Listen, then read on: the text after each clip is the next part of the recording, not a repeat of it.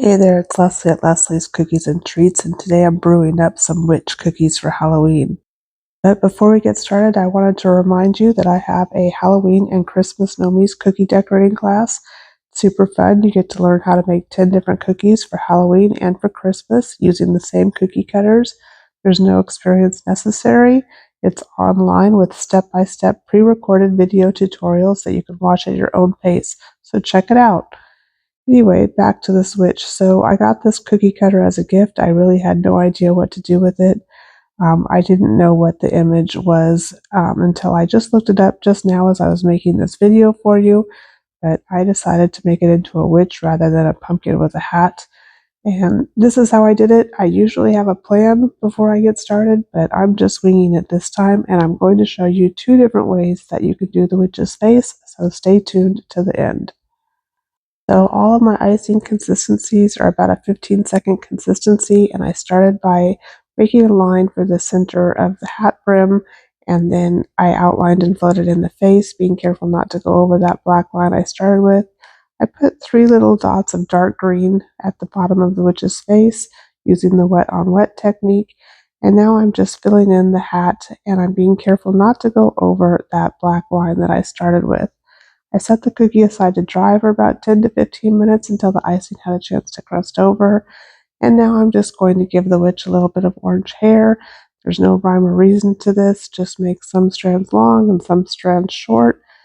And I actually made the strands on the other side a little bit longer than I did on the first side.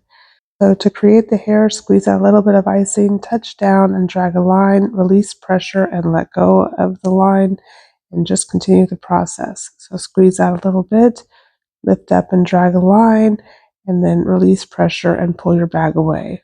And if you've never tried cookie decorating before, I recommend you give it a shot. It is so relaxing and so much fun, and regardless of how your cookies come out, it's a good time, happy memories, and they taste delicious.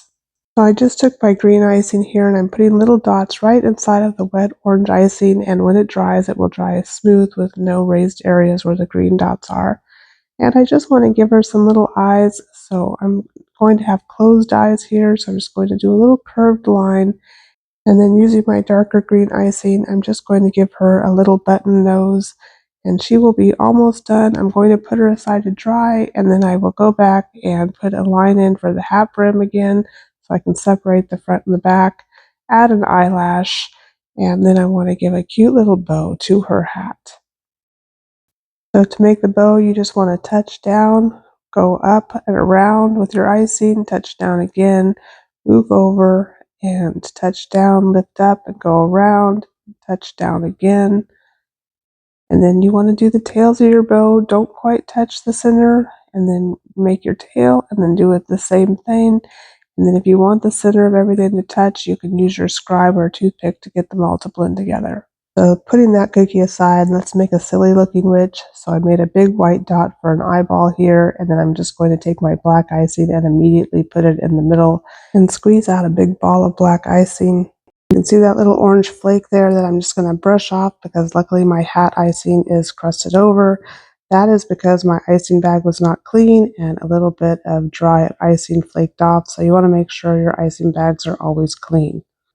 So let's do that again with the other eye. I'm going to pipe out a big bead of white icing and immediately put my black icing in and pipe another big black circle and then give it a little highlight with the white icing.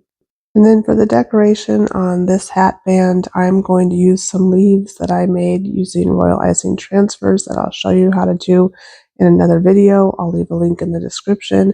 And I'm just going to attach them with a little bit of royal icing.